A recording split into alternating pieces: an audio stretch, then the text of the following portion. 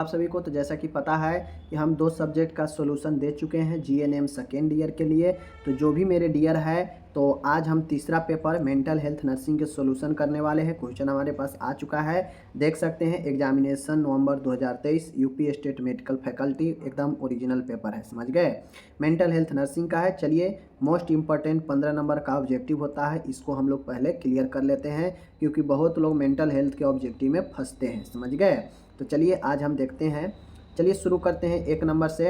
अगर आप इससे पहले 2 पेपर नहीं देखे हैं, सेकेंड ईयर के स्टूडेंट हैं, तो आपको देखना चाहिए कि किस प्रकार से प्रश्न पूछे जाते हैं, और आपको एक बोर्ड लेवल का क्वेश्चन आपको यहाँ पे देखने को मिलता है। साथ में अगर आप दूसरे स्टेट के हैं तो आपको ये सारे प्रश्न को क्लियर कर लेना चाहिए, क्योंकि आपके एग्जाम में भी इसी प्रकार से प्रश्न पूछे जा सकते हैं, समझ गए। कम से कम सब्जेक्टिव तो आपको क्लियर करना ही चाहिए, समझ गए।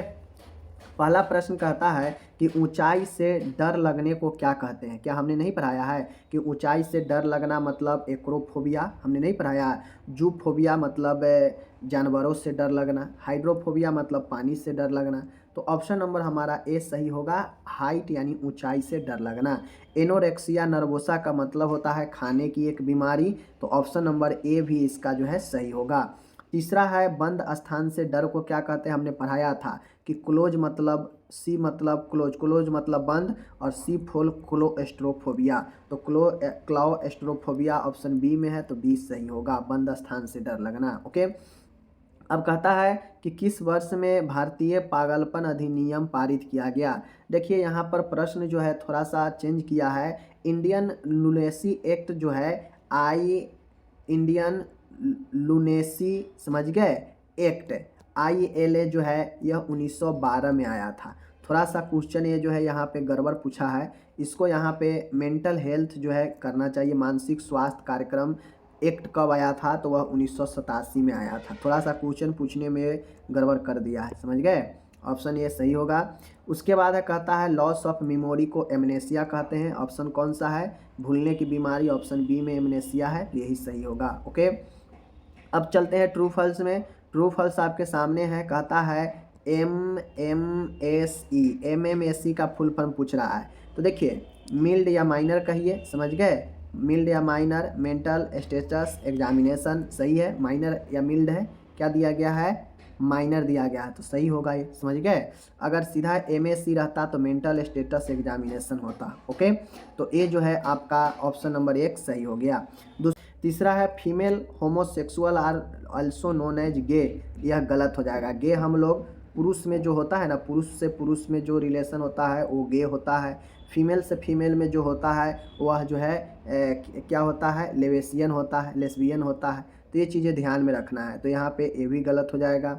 उसके बाद चौथा है IQ लेवल का फार्मूला क्या इतना होता है, तो ये तो ठीक है, ठीक है ना। मेंटल एज इंटू में एक्चुअल एज जो होता है ये तो ठीक है, लेकिन यहाँ पे 10 नहीं होता है, 100 होता है, तो ये गलत हो जाएगा, समझ गए। मतलब मेंटल एज, समझ गए, बट्टा में CA और इंटू में 100 होता है IQ लेवल का फार्मूला, 10 नहीं होता है, जबकि यहाँ पे 10 दिया गया है, तो ये भी गलत हो जाएगा।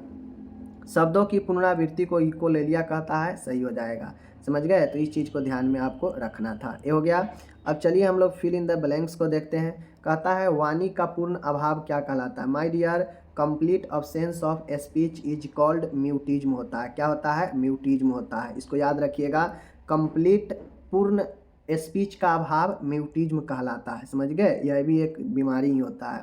The sudden interruption of thought और speech is called thought blocking.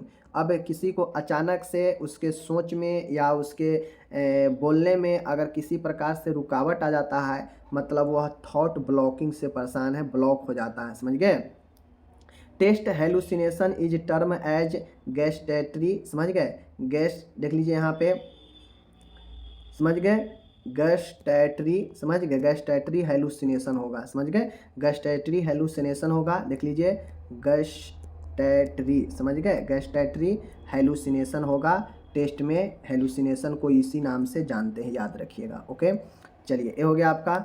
अब है यहाँ पे कहता है किसी विचार की लगातार पुनरावृत्ति को क्या कहते हैं। जब आपके माइंड में कोई विचार लगातार पुनरावृत्ति होता है तो हम उसे रिपीटेशन कंपल्सन कहते हैं। क्या कहते हैं, रिपीटिशन, रिपीटिशन, क्या कहते हैं, रिपीटिशन, समझ गए, रेपिटिशन कंपल्सन कहते हैं, यानी किसी विचार के बारे में बार बार जो है पुनरावृत्ति आना, रिपीटिशन कंपल्सन होता है। पांचवा है भव्यता के भ्रम को किस रूप में जानते हैं? Delusion of grandeur is also known as, किस नाम से जानते हैं?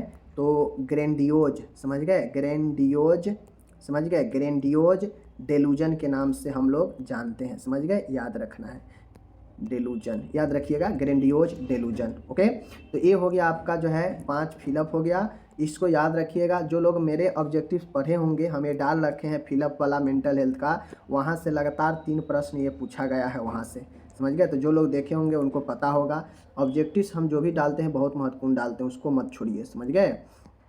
चलिए आगे हम लोग यहाँ पे देखते हैं। अब कहता है मानसिक स्वास्थ्य परिचर्या के सिद्धांत, क्या प्रिंसिपल ऑफ साइकेट्रिक नर्सिंग नहीं पढ़ाए हैं? बिल्कुल पढ़ाए हैं। ईसीटी में नर्स की भूमिका नहीं पढ़ाए? बिल्कुल पढ़ाए हैं। मानसिक रूप से स्वास्थ्य बीमा व्यक्ति का क्या राइट से अधिकार है? पढ़ाए हैं ना। चलिए, इंडियन यूरेनेसी एक्ट 1912 नहीं पढ़ाए, इसको हटाइए। समूह चिकित्सक अभी कुछ दिन पहले ही कराए हैं। मनोरोग नर्स की भूमिका के बारे में विस्तार से लिखना है, तो ये भी पढ़ा दिए हैं। तो आपको कोई 4 ही आपको लिखना था। सबसे आसान जो है यह भूमिका को स्पष्ट करना है, उसके बाद मानसिक रूप से स्वस्थ व्यक्ति का अधिकार, ईसीटी में नर्स की भूमिका और परिचर्या के सिद्धांत, यही 4 लिख देते, सबसे आसान था, समझ गए। बाकी यहाँ पे लॉन्ग क्वेश्चन की बात है, देख लीजिए। लॉन्ग क्वेश्चन में है स्किज़ोफ्रेनिया, हमने नहीं पढ़ाया। स्किज़ोफ्रेनिया बिल्कुल पढ़ाए हैं, ठीक है। मनोभ्रंश डेमनेशिया नहीं पढ़ाए हैं, जाकर देख लीजिए आप लोग। डेमनेशिया बिल्कुल पढ़ाए हैं। डिप्रेशन नहीं पढ़ाए हैं, समझ गए। वही है एल्कोहल पर निर्भरता, ड्रग एडिक्शन, लत लग जाना, नहीं पढ़ाए हैं? बिल्कुल पढ़ाए हैं, समझ गए। नर्स पेशेंट रिलेशनशिप नहीं पढ़ाए हैं। एनपीआर नहीं पढ़ाया? बिल्कुल पढ़ाए हैं। और मेनिया के बारे में पूछ रहा है, क्या नहीं पढ़ाए हैं? बिल्कुल पढ़ाए हैं। तो टोटल इसमें लॉन्ग में से पढ़ा दिए हैं, जो भी आसान 4 लग रहा था उसको लिख देना था। तो टोटल के टोटल मैंने पढ़ा दिया। हम मानते हैं कि ऑब्जेक्टिव थोड़ा सा गड़बड़ हो गया होगा, फिर भी आप जो है 11-12 तो ऑब्जेक्टिव आराम से बना ही सकते थे। 4 ऑब्जेक्टिव अगर छोड़ भी दीजिएगा, फिर भी आपको 11-12 सही होना ही चाहिए। अगर अच्छे स्टूडेंट होंगे तो उनको तो 13-14 सही हो गया होगा, एक आध गलती हो जाता है सबसे, समझ गए।